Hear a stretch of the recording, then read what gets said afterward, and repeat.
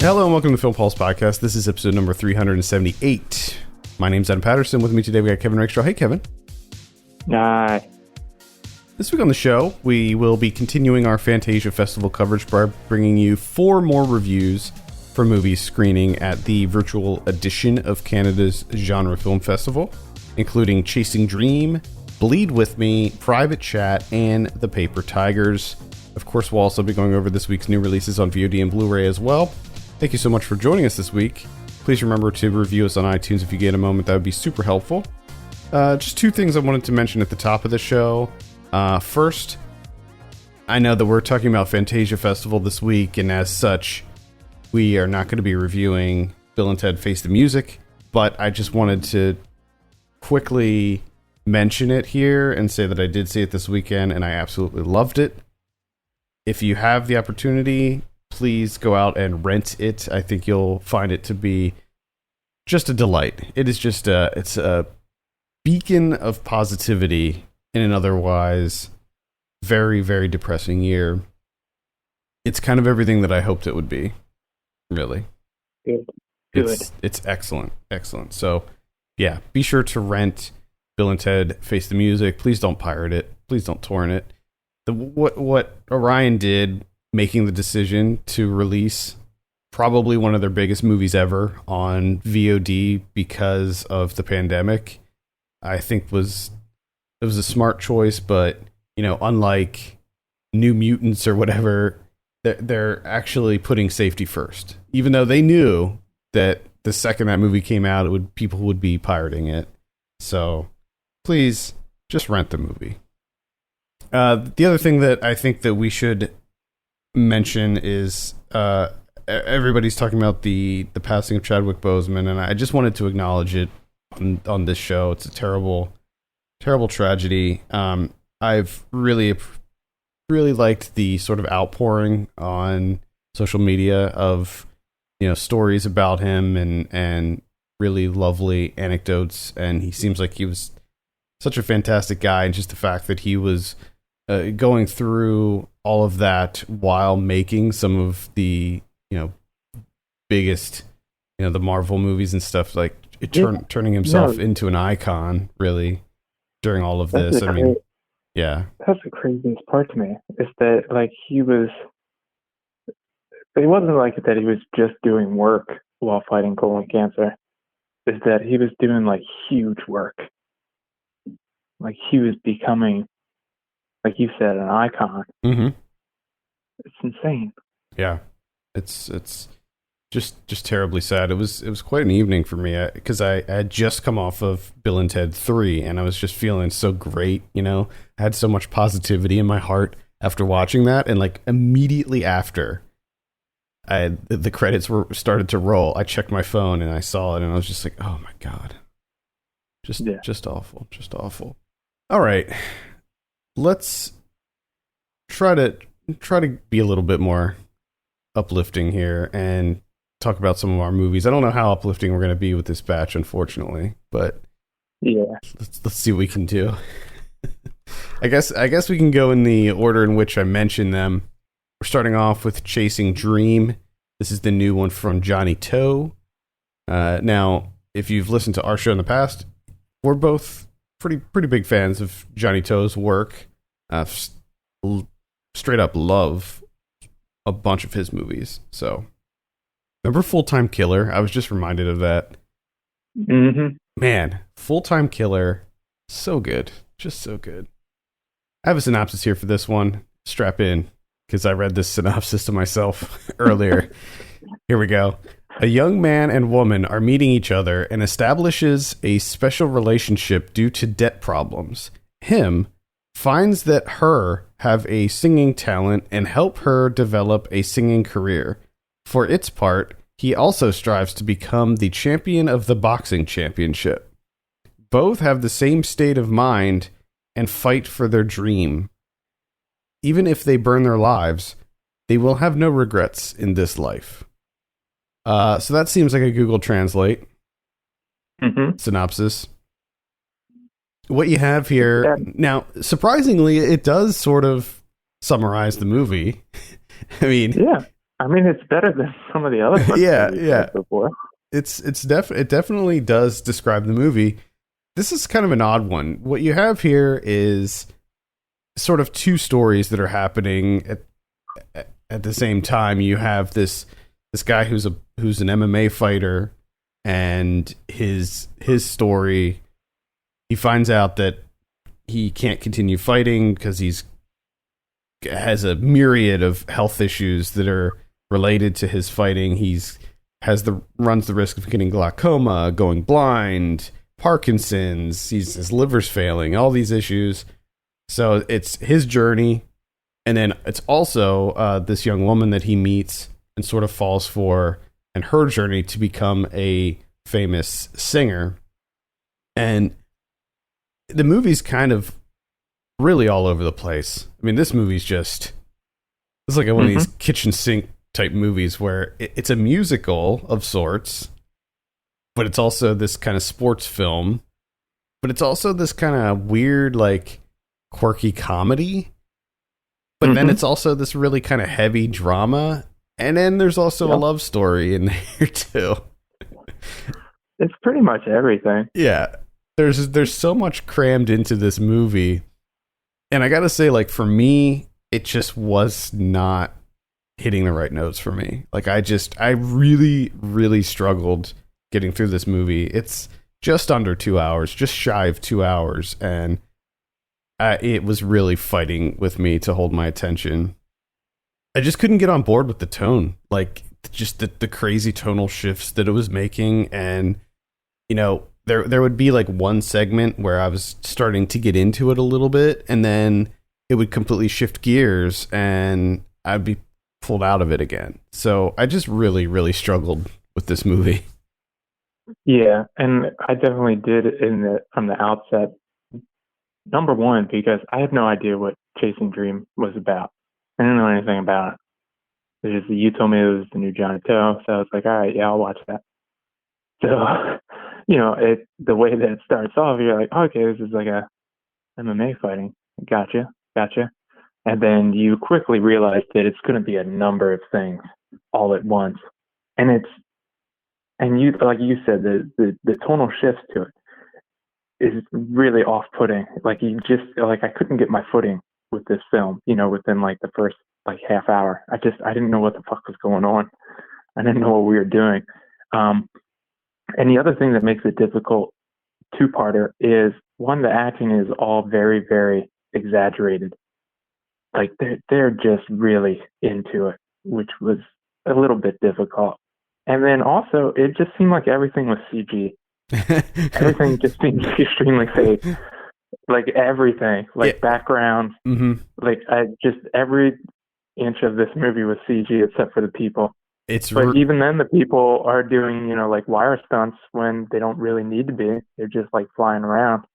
Yeah, it's something. Everything is over exaggerated. Everything is very animated, and by that I mean, like, the characters are overacting. The situations that they're in are just over the top. I mean, it's hyper stylized, this movie, and the energy level is just at a constant fever pitch in this movie too.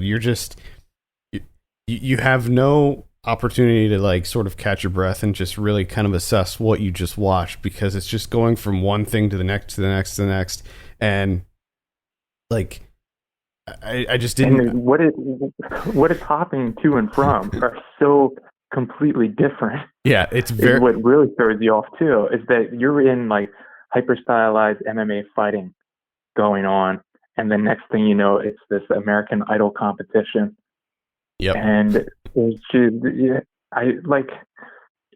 it's tough because I was a lot like you, where I would kind of get into it. Like, I would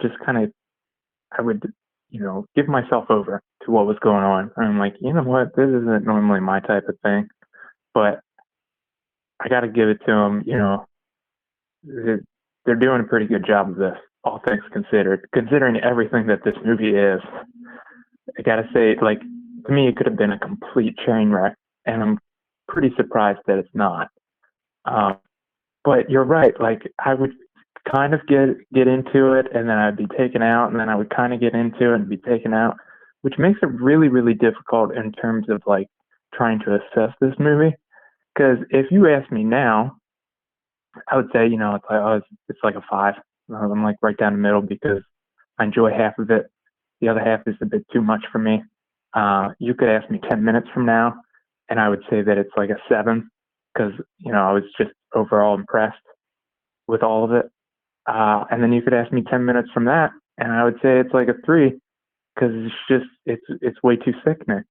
Yeah, to me, it's very messy. It's like taking 2 movies and just splicing them into one. And I mean, it was just too much for me. It's not even 2 movies. It's like 7. I mean, they're full on dance musical numbers in this too. Like big ones. Full, big musical numbers in this, which is just crazy. Like the only thing I knew about it going into it, aside from it being Johnny To's new movie, was that I thought that it was going to be like an MMA like fighting story, but it's just so much more than that. So I didn't know about the whole American Idol style, like that whole half of it. Yeah. Either. And then you have him like trying to open up a hot pot. Yeah.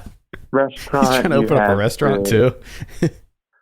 And then there's the whole romance, the romance thing, the boxing gym. They're running out of food at the boxing gym, and then there's the granny's story and her. There's so much in this movie. It's just jam packed with content that doesn't seem to ever quite fit together. Yeah, like again, like there is a part of me that's like kind of impressed that this isn't just an absolute train wreck. No, I don't think it's a train wreck, but I think that it comes very close. Like I feel like most of the wheels are off the track. There's like one wheel. There's like one wheel holding it on. But everyone's like really excited about it. Yeah, everyone's just, and I think that's what helped it for me, especially the main guy. Like he is fucking. He's so enthusiastic. Yeah, he's about pumped. Everything. He's so pumped. Like especially eating. Like he really loves to eat. Mm-hmm. Man, he's just scarfing throughout this whole movie. Just shoveling food in his face. And I did like that reoccurring joke of the rocker girl ended up in a full body. Yeah, that's the thing. Like, there's this whole comedy aspect of it too. Like, so right whenever anything gets a little bit too serious, Johnny To wants to remind the audience that this is like this sort of just fancy, like crazy, over the top story, and like you have these little goofy moments in it where, yeah, like this one of the contestants at the American Idol, it's called like Diva. I can't remember what the name of the actual show. I think Perfect Diva, I think. Perfect Diva, yeah, something like that. You have this one contestant where every time you see her, she has some other like horrific injury, and I think that just plays into the drama. He's sort of poking fun at the drama of those reality dancing or reality singing competitions, and I thought that was pretty funny. Oh God! A lot of the humor, unfortunately, a lot of the humor didn't really work for me. Like, I just thought it was too cartoonish and silly. Like it felt more. Yeah, it felt more like the comedies that we would see coming out of China in like the 80s and 90s, where it was just so ridiculous. Yeah. Yeah. Overall, it's something else. It's something else. I mean, it really, like, when I was watching this, I sent you a message. I thought it was over. Like, I thought the movie was over, and I realized that I had an hour left. Yeah. Because there's like this one, there's just like one thing, and it feels like it's kind of at a stopping point where like he wins this big fight, and she wins the like singing thing, and you're just like, oh, okay, well, there we go, it's all wrapped up. But no, there's an hour left. Yeah, and then it gets even crazier because then his master, his boxing teacher, is like, I'm gonna fight this dude, and it's like you're like 50 years old and you haven't trained. Like you're gonna get destroyed. He's gonna murder you, Yeah, and he wasn't and even then an it MMA becomes a whole new fighter. movie. He's a boxer. It wasn't really in shape. Yeah, for me it was just too scattered, too scattershot, too much going on. Wasn't focused enough for me. I don't see myself scoring this anything higher than a 5. I'm probably going to be like a 4.5 on this one, and Yeah, I'm not going to fluctuate with that score. It's going to stay. yeah, It's going to stay at like a 4.5 for me because I just, like you said, there are moments that I was into it. I was really into it. I liked a lot of the fight scenes, even though yes, they did unnecessarily use wires sometimes. I still thought that the fight scenes looked good, like they were shot well. Well, And and I think that's the thing for me is that like all these elements, if they were separate, they're all well done. It's just not my cup of tea. All of them being together, right. like it's just like a crazy hog maul of a movie. And then there was like the whole thing where like one of the judges on the Diva show was like her ex-boyfriend too, so like there was that whole conflict. Yeah, stole all of her music, and that's how he became. Yeah, there's just it's just not my cup of tea. Like it's not a poorly made movie or anything in my eyes. It's just not my thing. Yeah, it's just just way too much. So unwieldy. It is very very unwieldy.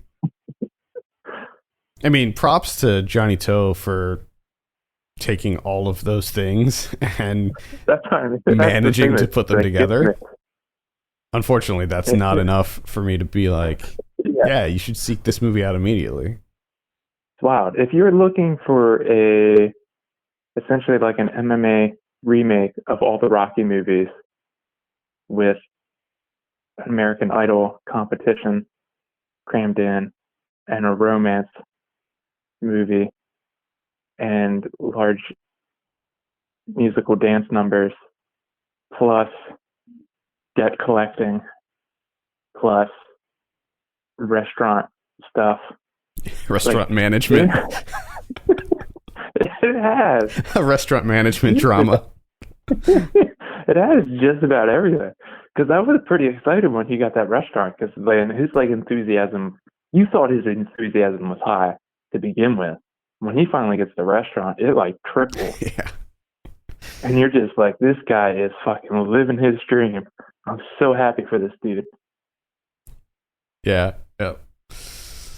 Yeah, it's definitely. I think the first thing you said to me was it's different, and I can wholeheartedly mirror that sentiment. It is different. Sure is. Sure is. Let's move on and talk about our next film, Bleed with Me. This is directed by Amelia Moses. I have a synopsis here. At an isolated winter cabin, a young woman begins to suspect that her best friend is stealing her blood. Yes. Now, this is kind of an interesting one. We had a conversation offline about this briefly today too. A lot of people are really high on this one. A lot of people are saying it's like one of the best movies of the festival and all of this. However, I think that we both wholeheartedly disagree with that. In fact, for me, this was one of the low points of the festival. I just could not get on board with Bleed with Me at all, like in any regard. Yes. I think that it's I like slow burn horror movies. This is one of these sort of no burn horror movies where nothing really happens at all, and it's this kind of psychological thriller where you're not sure if what is happening is real, or if the main character of Rowan is, if she's imagining things, if she's hurting herself because she keeps waking up and she has like cuts on her arm. and you know that there's like some sort of history of trauma in her past.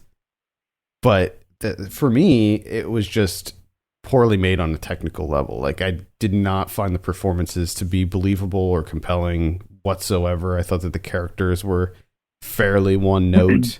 I thought that the script was very poorly written. Like, people don't talk like how they talk in this movie. It does not feel natural to me. The amount of times I want to play a drinking game where you take a shot every time someone says Rowan in this movie, because it's just like every 2 seconds, Rowan, Rowan, Rowan. Like, who says their friends' names that many times? Yeah, it's really difficult, and I remember texting you while watching this movie because that's the number one thing I hate in terms of independent films. And this is something that you always see in independent films. It's the dialogue where it's so frustrating that someone will say something to someone and the other person will just not respond at all. Just doesn't say a word. Someone says good night, the other person, absolutely nothing. And it's like, who acts like this?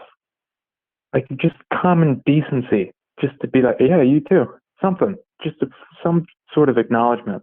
And that's like the entirety of this movie is just someone saying something and the other person just absolutely not saying a word. The person wakes up and it's like, hey, you're bleeding. That person that's bleeding doesn't say anything. Absolutely nothing.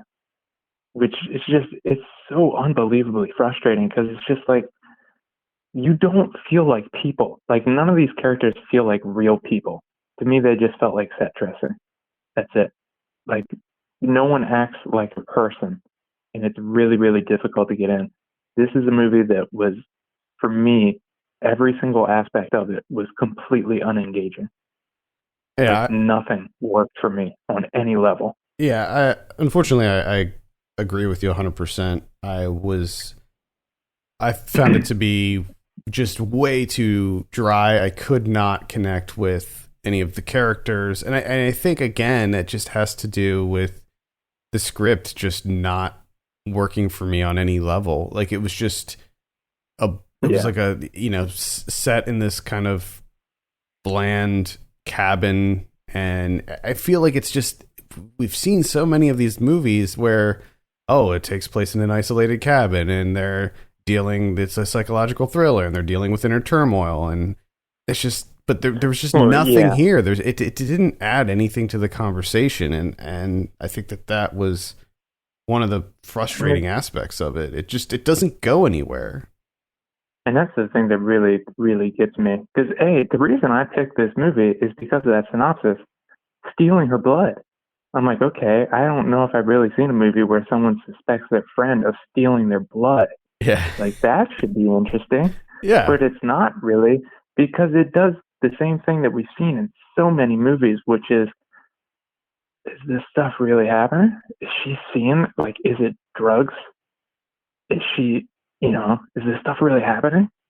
And I'm just, at this point in time in my life, with movies like this, I'm just like, you figure it out. You let me know when stuff is actually happening, and then I will pay attention. Because I don't have time for this where you, like, show me something, and then it's a quick cut to be like, actually, that didn't happen. But you're wasting my time. I'm sorry. Yeah, where something will happen, and then it shows the character waking up, and you're like, uh-oh, was it a dream? Yeah. Was it real? I don't have time for that. We know she sleepwalks. Did she sleepwalk it? Yeah. Figure it out. Get back to me. Figure it out. Yeah, I don't have anything else to add. I just, this one did not work for me on any level, unfortunately. I'm glad that other people are really digging it, and I'm glad that it's speaking to people on some level, but just for me, it was not there. I didn't think it was good on really any level. There's one other thing. There's a number of times where the main character, Rowan, like, she progressively gets worse and she's in bed a lot, right?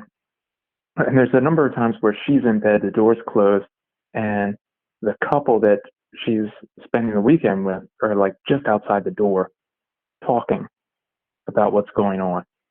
And was something that I got confused with, and that's why I asked you, like, did I miss something?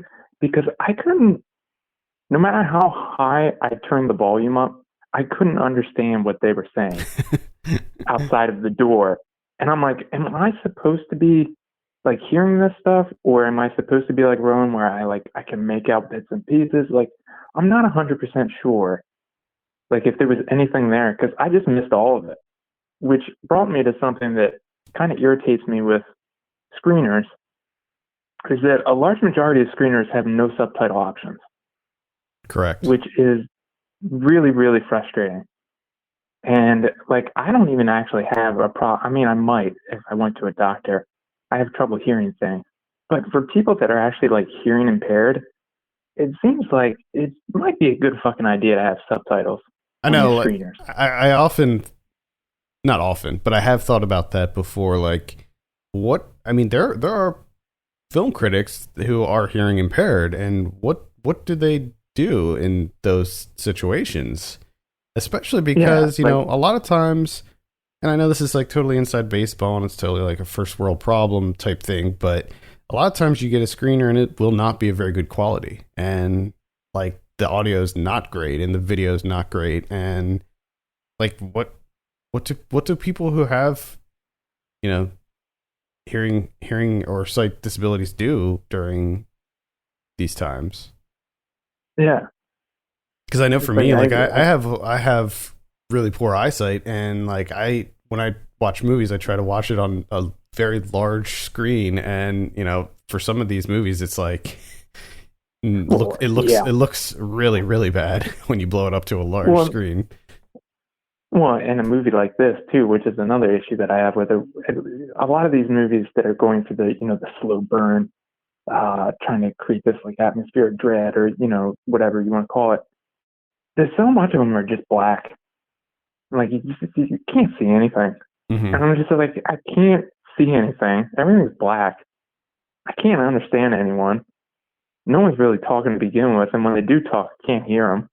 Like, what's the point of me even watching this? And I never even got a sense that any of these people really knew. They didn't know. It felt like they didn't know each other at all. Even the boyfriend and girlfriend, it felt like they didn't really know each other. Yeah. And they certainly didn't know Rowan. Thing it was all put in. Yeah, that's the thing that got me. Is like, none of these people felt like people. I didn't even think that they were friends. Like, it seemed like Rowan was like a coworker of the other woman, and like they barely knew each other. But then all of a sudden, you have like the boyfriend, like, we just want to help you, Rowan. We just want to help. Like, maybe you should just end this trip. Maybe this trip is just not working out, and you need to go home. I don't know. Yeah. Especially because you won't even talk to each other. What's this? There's no communication here. No, it just doesn't seem like people that would go on trips with each other. If I don't like being around people and talking to people, if you ask me, hey, you want to come to my cabin? Me and my boyfriend are going to the cabin. You want to come along? I'm going to be like, no, I'm going to stay at home because I don't like talking to people. Unfortunately, that one's a miss. Bleed with me. Yes. Moving on to another one that I think that both of us will say is also a miss. We have Private Chat. This is directed by Ben Hosey. I have a synopsis here for this one. An erotic drama where love, loneliness, and yearning play out online and IRL.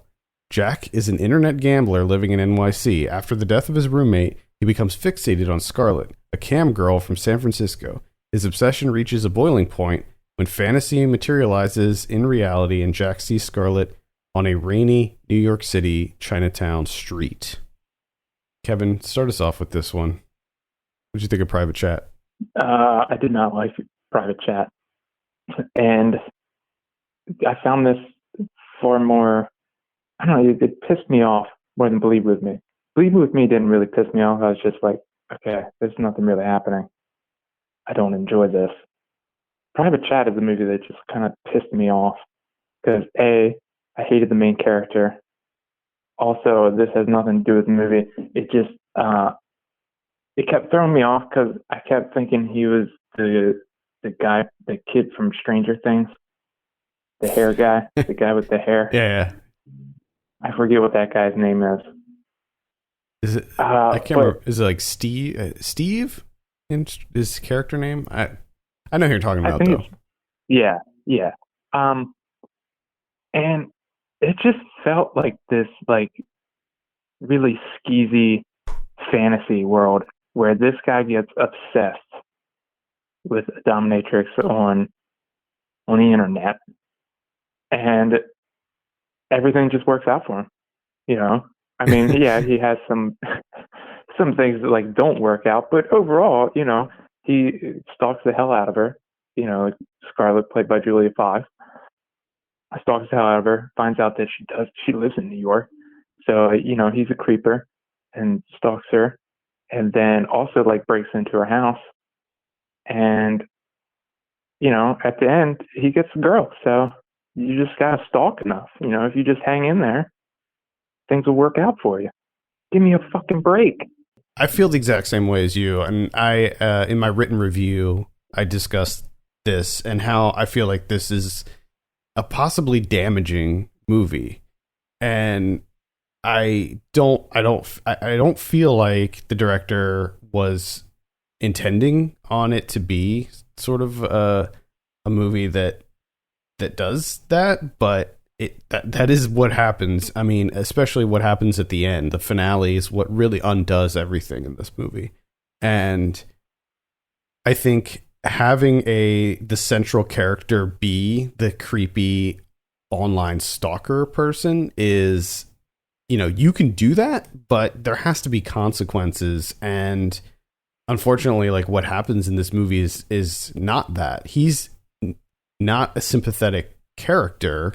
He deserves to have bad things happen to him because he's a bad person, and none of that plays out in the movie. There are really no consequences, and the consequences that do happen are so, you know, surface level. Like it hardly even matters. And yeah, I think that, you know, having the focus be on the like stalker guy as opposed to the sex worker, I think that is also reductive. Like, he should not be the central character here. It should be Julia Fox's character, Scarlett. Like, she should be the one taking center stage, who's having, you know, this creepy guy stalking her. But I feel like it's like this is like an incel type movie. Like, I think that incels could get behind this movie and what happens in it. And I can understand having a character, you know, yes, he's unlikable, he's an awful person, bad things should happen to him. And in the real world, a lot of times bad things don't happen to these people. So that's understandable. But the choices that Julia Fox's character makes towards the end is what undoes it for me. And this is something that gets me, because this is 2 movies now that this has happened. I think the thing that really, really gets me is the fact that she's a dom. And that you have the same thing in the movie Dogs Don't Wear Pants, where you have women that are, you know, they're doms, where it's like their whole thing is them being in charge. They're dominating you. And in both movies, these guys they stalk and stalk and stalk. And then finally the woman decides to turn over a new leaf and changes it. And she's not going to dominate you and humiliate you anymore. She's going to meet you halfway. Well, yeah, and this is the funny thing, and I also mentioned that in my written review, where you have this character, Julia Fox's character is on the surface, when you're first introduced to her, she seems like this, like, you know, powerful, in control person, but then when you look at her real life, she's the one who is just constantly dominated by all the men in her life. And I think that writing it that way is, I just don't think that it's something that we should be reflecting. Like, you know, write a stronger character. It just doesn't work. Like, it doesn't add up. Like, I mean, not only does she start to come around on Jack and his actions, but there is a little bit of the story where we see like her personal life. So the perspective does change every now and then over to Julia Fox's character, Scarlett. And like, she's basically just working so that she can pay for her boyfriend's stupid bullshit play or whatever. Yeah. I was confused by that because it's like, we got the liquor license, Duke's is open. And then like they're doing a play. Yeah. Well, I don't know how New York works. Well, I guess it's like the boyfriend, small theater in the front of their apartment that has a liquor license. Seating for 14 people. Yeah, New York's going to be raking in that money. New York's a weird place, man. Yeah, the boyfriend's a piece of shit too, and I just had this really bad taste in my mouth throughout this whole movie and where it went.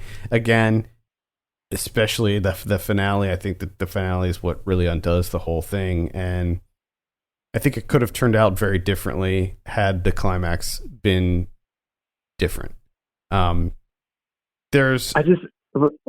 It bothers me, again, 2 movies now, and maybe there's more, but there's 2 movies where there's a dominatrix, this very strong woman, in control, making money for herself, and that getting completely changed by a stalker, and both are directed by men.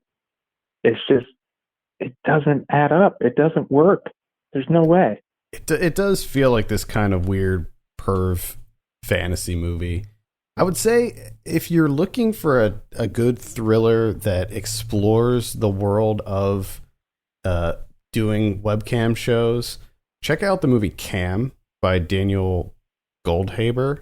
That movie, I think, does a really good job of exploring that whole world, which I think is a fascinating one. I mean, we're there.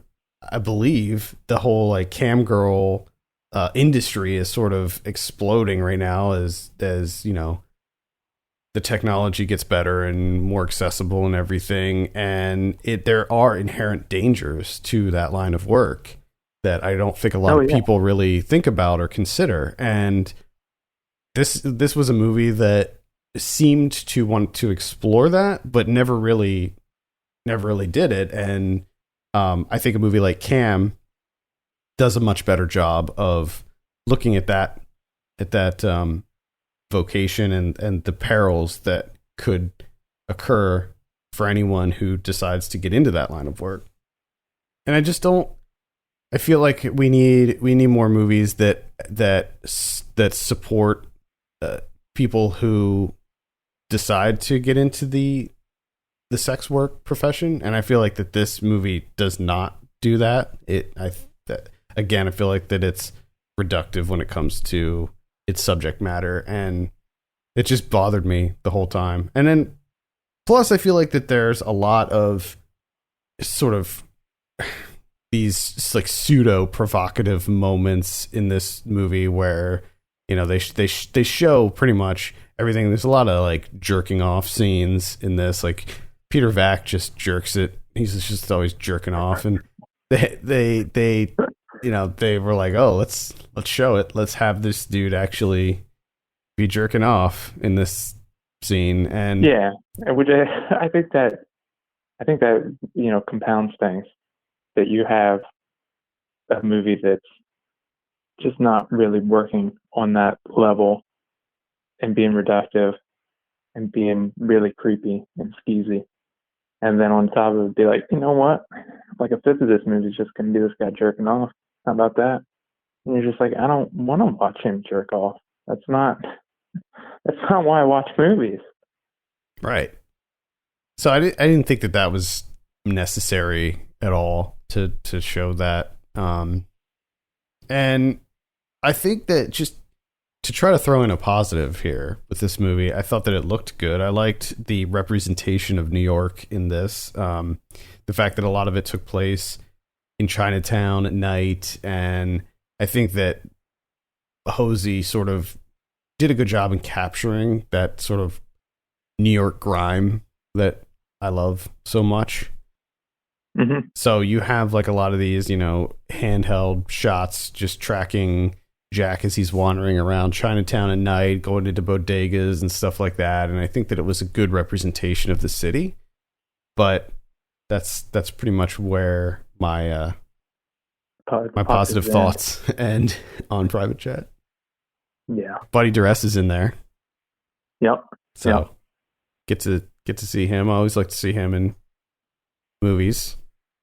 That was really the main reason I picked this movie, is because of him. And I forget what I read, but it just said like New York scuzz, and I was like, all right. Yeah, I'm down for some New York scuzz.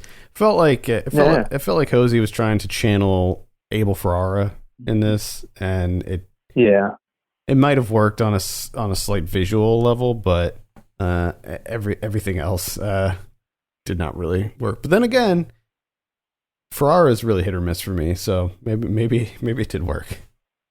Just gotta hang in there with your stalking. Be resilient. It's degenerate gambling. It fucking work out for you. Which didn't make sense to me. He does online gambling. Blackjack. Which I don't know how he's making any money doing that. Like, they're all rigged. Yeah. Yep. All right. That's Private Chat. Unfortunately, I can't recommend that one. Let's go ahead and give it a score. This one's really tough for me.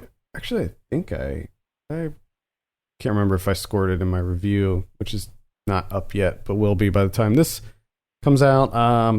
For me, it's like probably 2.5. Yeah, this is like a 1. Cool. It's a 1. It's just no. All right. Let's end things on a high note. Our final movie that we're going to be talking about is The Paper Tigers. This is directed by Kwok Bo Chan. I have a synopsis here. 3 kung fu prodigies have grown into washed-up middle-aged men, now one kick away from pulling their hamstrings. But when their master is murdered, they must juggle their dead-end jobs, dad duties, and old grudges to avenge his death. This one was interesting to me because I think movies like this movie is a very light, funny, energetic action comedy that it has a positive message, and it's just a good time. And I think that, like Bill and Ted 3, movies that have this sort of positive tone to them, I think, at least for me, are getting a big bump in my enjoyment just because of the times we're living in. So I think any movies that come out that make you feel good, any feel good movies that happen to come out, I think that I'm reviewing them more favorably than maybe I would otherwise. But I don't know. Yeah. Either way, I really had a good time with The Paper Tigers. Yeah, this was quite the surprise. I was not expecting this movie to be as good as it is. And to me, it feels very, very much like a throwback. This feels like an old movie to me.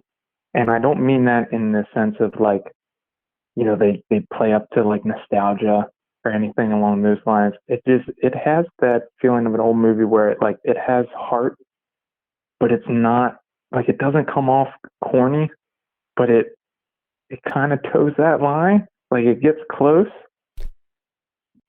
kind of pushes that envelope, being like, and just crossing over and being overly corny. And it just worked. I don't know if it was like the mood that I was in. Like, this was the perfect thing for that moment for me. Yeah. It was like a balm. And it just, I was so into it. And especially like the opening sequence where you have these 3, the 3 prodigies, and I guess their thing, when they were teenagers, is they went around with their camcorder, and anytime they got into a fight, they filmed it. So like the whole opening, kind of giving you an idea of who these kids are, is just a bunch of, VHS tapes of them kicking the shit out of people. And you're just like, this is fucking great. And I think that the one of the things with that is that the fight choreography is actually really good. And so when you're seeing these like old VHS style footage of these kids getting into these fights, it's exciting. Like you're just like, damn. Like especially when I think it was like the last segment of that where they fought Carter the last time, and he he smashed him through a wall, and you're just like, whoa. Yeah, I completely mirror your sentiment here. I think that it does feel like a throwback in a lot of ways, and it does get very, very close to that kind of sappiness and like over sentimentality, but it never for me, it never crosses the line. It never completely goes overboard with the the heartfelt cheesiness. It gets very close, but I feel like it never quite goes over the edge into that kind of sappy territory. No, because it seems like he knows exactly how to balance it. To me, it was well balanced throughout. It's like anytime that it got close to that cheesiness, or that over sentimental, like it'd be a perfectly placed joke or a perfectly placed visual gag, or a fight sequence. Like it was just like the pacing of it and the balance of everything throughout this movie. It worked perfectly for me. Yeah, and I really liked the three main guys. Like I want it to be a franchise. Like I want to see more of them. Yeah, that was exactly what I thought at the end. Like I would love to see a sequel to this. Like I don't know where they would go with it or anything, but I liked the characters so much and I enjoyed the story so much that I could spend more time with these characters in this world and like just see things develop further. Like it's a story where these people they're learning stuff, they're learning from each other, they're learning from kung fu, they're learning from all of this, and where it goes, I feel like let's see where it goes from here. Yeah, and not only do I want them to extend out the three tigers and what they're doing from henceforth, but I also want a prequel. Like, let's get a movie focusing on the three teens doing the kung fu too. Like, let's just open this up. Turn into a Paper Tigers extended universe. Let's go. I'm totally for it. Honestly, I just like it. You could have the prequel. It's just like Carter gets the shit kicked out of him like 47 times. It's so funny. It seemed like Carter was just fighting every day. And he just never won. No. It's so funny too because like when you see, I think there is a trailer for this out, and the trailer doesn't make it look great, and I think that there is a lot of opportunity for this to just not land. But when you have a very well developed script and you combine that with really great comedic beats, and it should be underscored that the blend of action and comedy and heart in this is really well done. Like it never gets too serious. The action, while it's not like wall to wall action, they pace out. There are actually fight scenes. There are scenes when these guys will encounter people and they do fight. So it's all just so perfectly balanced. And when you see the trailer, you're just like, oh, that looks kind of, I don't know if that's going to really work. It seems kind of cheesy. It's deceptive in that way, where I think that the fact that all of these elements are so well done that it creates this really great package that sort of reminds me of like Uncle Drew in some regard. And then also the Cobra Kai series, the Karate Kid series that came out on YouTube and is now on Netflix. It kind of feels a little bit reminiscent of that, deals with some of the same themes of aging and stuff like that. But man, it's quite good, and I highly recommend it. Yeah, and I think that the thing that gets me the most is, like we said it before, but to reiterate, the fight choreography is really fucking good. Like it's exciting. The fight scenes are exciting. Oh yeah. And even though like these guys are older now, like they still got the moves, and you know that. I mean, it's predictable. It's a predictable story. Like you can kind of see where it's going to go, like so many of these stories like this. But even though you have an idea of where it's going to go, it's still exciting. Like you still like that these guys they're getting back into it. They're kind of sucking at first. They're losing the fights, but like in the back of your mind, you know that they're going to come out on top, and they're going to continue to develop their skills, and it's going to come back to them. Like, oh, yeah, it's coming back. You can tell that it's coming back, and they're going to kick some ass. These guys breathing down. You remember to breathe. Mm-hmm. Breathing's coming back, so watch the fuck out. That reminds me, I also liked how they handled the whole like meditation thing, where when he like the visuals, when he slows down his breathing and he can sort of really focus, and how they did like the kind of trails. I thought that was really well represented too. Looked really cool. So yeah, Paper Tigers, man, this it hit all the right notes for me. I think that it is a movie that came out at a moment in time when all of us are sort of yearning for feel-good movies, just things that sort of reaffirm humanity for us. And this definitely does that. I felt great afterwards. Yeah. And I mean, again, this happens occasionally, but talking about Paper Tigers, I kind of just want to watch Paper Tigers again. Yeah, I mean, this is definitely a movie that I will be rewatching. I think it did get picked up. I can't remember who picked it up, but I'm pretty sure I read that it was picked up by someone. So hopefully we'll be seeing this released fairly soon. Let's go ahead and give it a score. What are you going to give Paper Tigers? Give Paper Tigers an 8. I'm also giving it an 8. Really, really solid. Certainly one of the highlights of the festival for me. Looking at the festival as a whole, I think that I was a little concerned about the whole virtual edition. I was concerned that like some filmmakers are kind of holding back on submitting their movies to festivals just because of the whole virtual thing. So I was a little concerned about that, but I saw a ton of really great movies at this year's Fantasia Festival, and I think that it's still probably my like number 1 or number 2 film festival as far as like originality. Like when you watch as many movies as I do all the time, everything starts to feel the same, and like you just sort of have this yearning for something different, a unique story.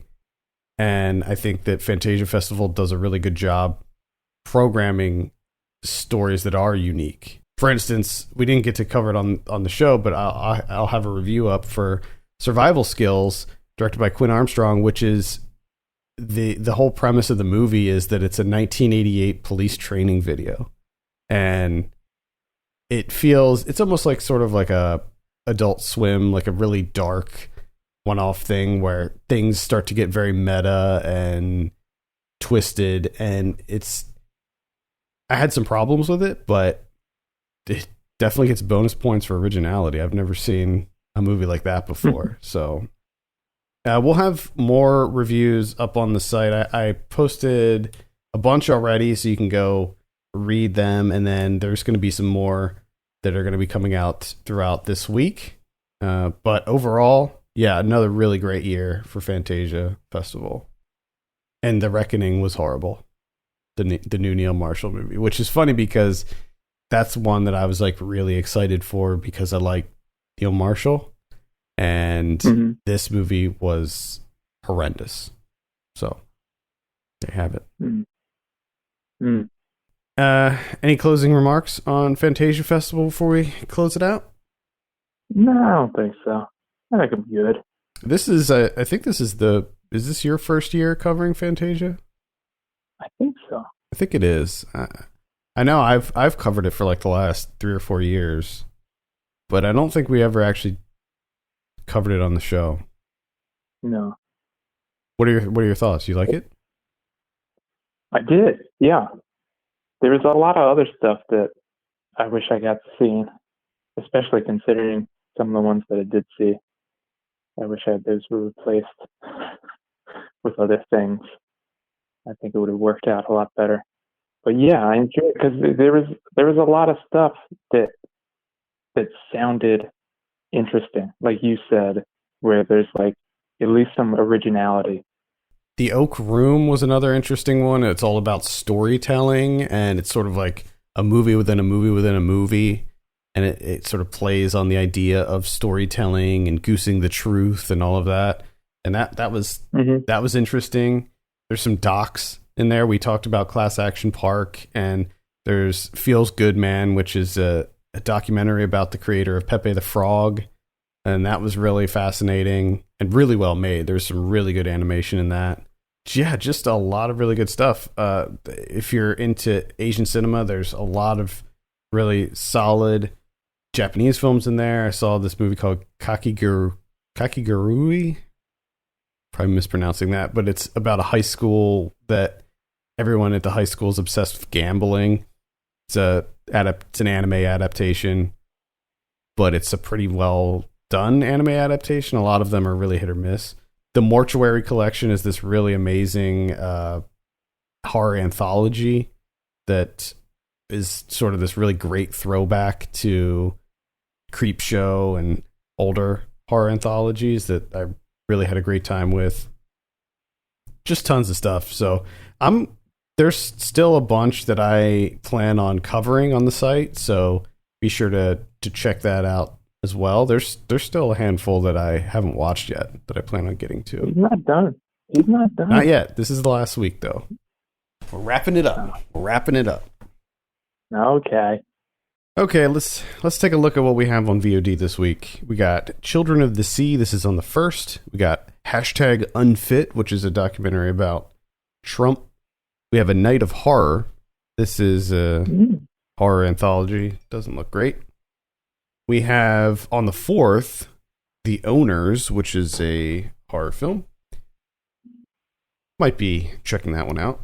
It's got a kind of a cool premise. It's about a group of kids that like break into a house to rob it, and then they find out that there's something crazy going on in that house.